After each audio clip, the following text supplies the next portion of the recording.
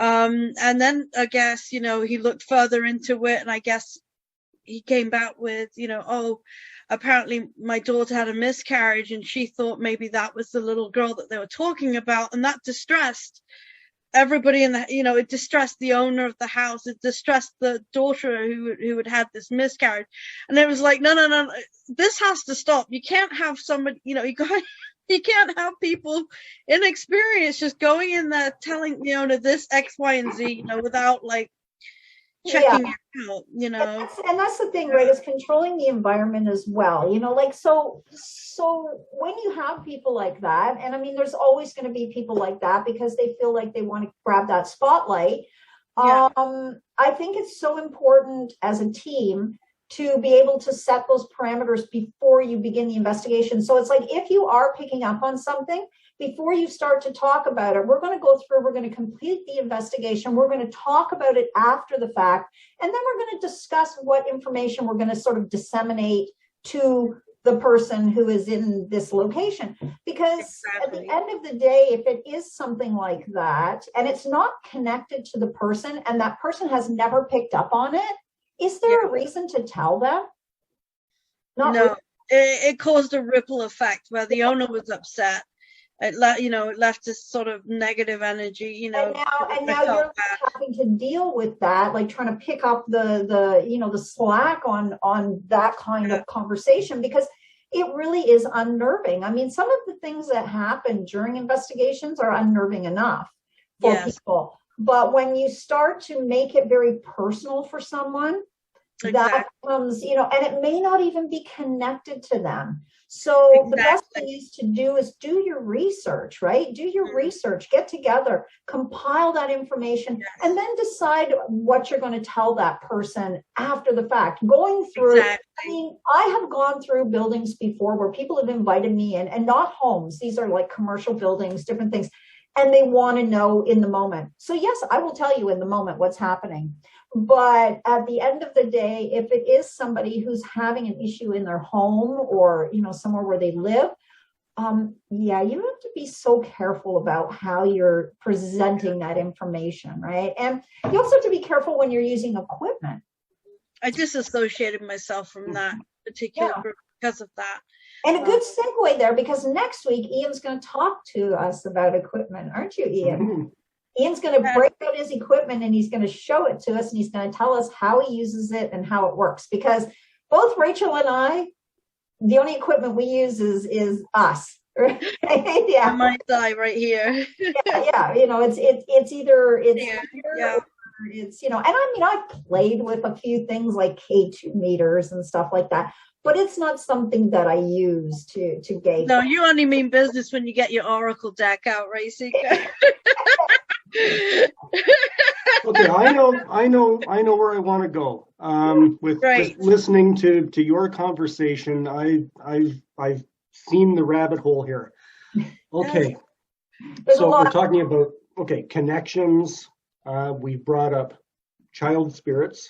Mm-hmm. Okay, this is actually how I actually got started in the paranormal. Oh wow! And it's a not a connection of, like, say, going to someone's house, but it's connected to us, specifically Trudy. So anyways, let me go back to the beginning. So I was in college. I was taking a film arts television course. Okay. And I was home for the Christmas vacation.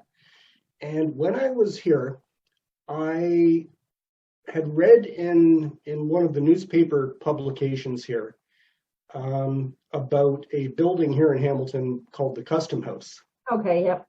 And the Custom House was built in 1860 for the Customs Department.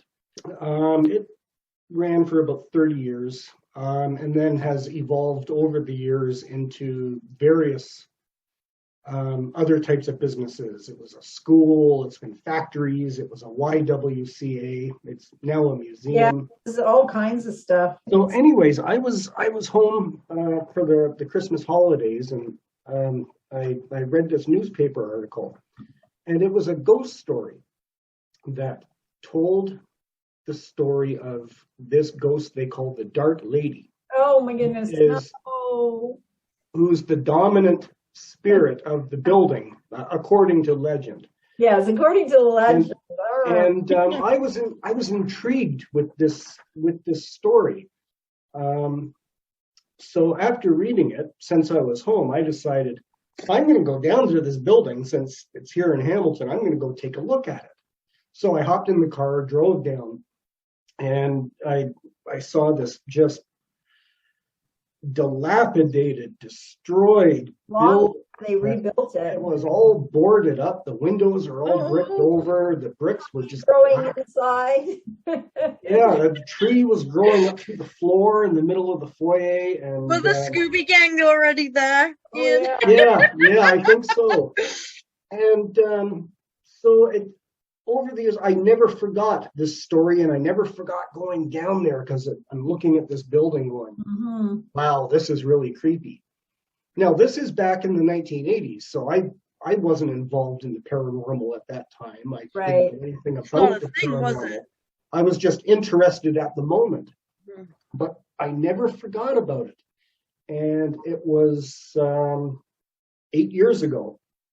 I had the opportunity to take a tour of the building. As I say, it's now restored. I used to do those tours in that building. And there was a tour taking place, a ghost tour.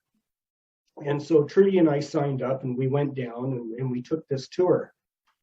And here's where the connection comes in with the children, because, as I say, at one point, this building was a schoolhouse. Back in the late 1800s. Yes, it was. Yeah, it was a school. There was a demand for more school space because of the laws that were changing, where at that time you had children working in the factories as child labor, and the laws were changing that, well, in addition to working in the factories, these children now need to go and get an education. So they turned the custom house building into a schoolhouse. And that's where our connection comes in, because we were touring this building, and as you say, the tugs on your shirt and everything were up in the upstairs hallway on the second floor. Trudy feels at child's height, someone grab her leg. She turns around, there's nothing there. Right after that, she had this ring on her finger that's made of like a hematite. The ring snapped in half. Wow. Fell to the floor. And it's interesting because when this happened, the ghost tour that we were taking, the story they were telling is of a child spirit who haunts the building. And that incident with Trudy, just in addition to my being drawn to the building from years ago, right? She's now drawn to the building because of what just happened. That's wild. So that's really so it's exciting in the moment when it happens, isn't it? Like there's this adrenaline to it. You go, ooh, look. That's actually what got us started in the paranormal, was this incident. Wow. So okay. The ghost tour that was taking place, it happened once a month. So we started going back every single month. Oh, almost obsessed to the point of obsession now. And we started focusing on this child spirit, and like over and over. And we've been in there. Do you What's that? Think it was a boy? Little boy. His name is David. Yep. And I say this is where my communication comes in, is that for 15, 16, 17 times we've gone in, investigated this building, concentrating on this little boy, and we would get communication through our equipment, through the seances that were held by the ghost group at the beginning of the evening. And there was one time that the beginning of the evening, they had a spirit board set up. And this little boy, David, came through and he says, I want to talk to Trudy. And yeah, so they're going, okay, well, we'll set this up later, and let's get on with the evening. And so Trudy and I went upstairs to the third floor where the attic of this building is, and we were investigating up there because there's a little bicycle up there that we discovered through our work that this little boy was attached to. So we would always go up there. And downstairs in the main area, there were people still trying to use the spirit board. And little David kept coming through saying, I want to talk to Trudy. I want to talk to Trudy. That's the only response that would come through the board. He just locked it off.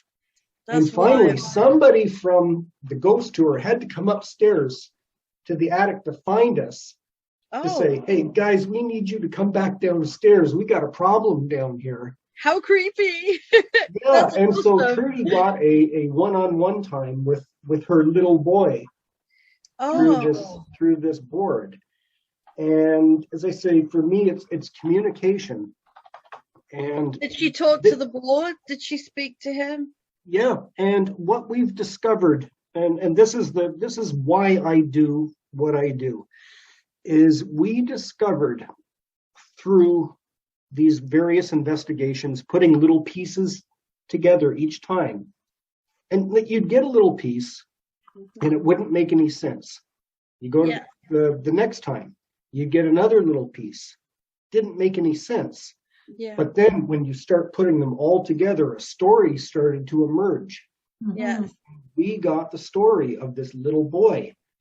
That's and awesome. He comes from a time in the late 1800s that was known as the British Home Children. Yes. Here in Canada. There's the custom house. Yeah. Yep. As it looks today. Yes. Yeah, today. So there was a movement that was taking place called the here in Canada, we called it the British Home Children. Over in England, it was known as the British Child Emigration Movement. Yeah. And things had gotten so bad in the late 1800s over in England through social inequality, poverty, the children working in factories, workhouses.